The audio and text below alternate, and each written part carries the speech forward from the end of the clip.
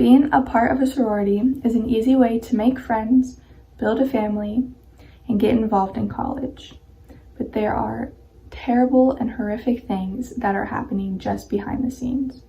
According to a study, just being in a sorority is a risk factor for sexual assault.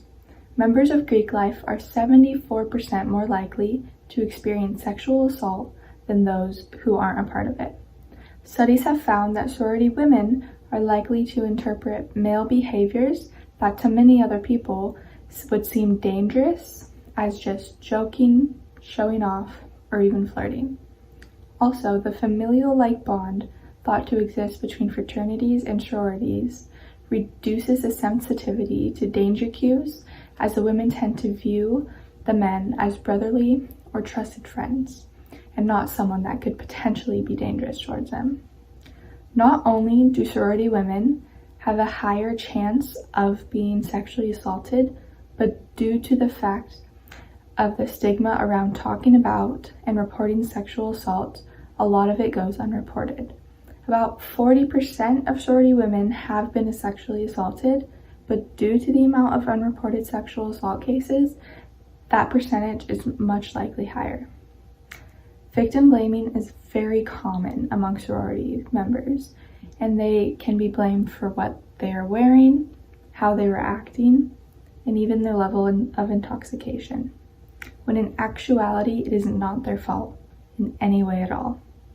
While the correlation between sexual assault and alcohol consumption is tied, it is no excuse to blame any actions taken on your level of intoxication. Girls should not feel afraid to join a sorority because of the risks that come along with it, and this is why a change is needed.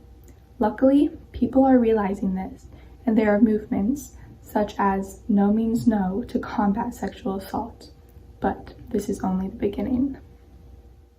Hi, my name is Furman, and I'm here to talk about Greek life on college campuses, specifically related to men in fraternities. Did you know that men in fraternities are 3 times more likely to commit rape than their non-Greek peers?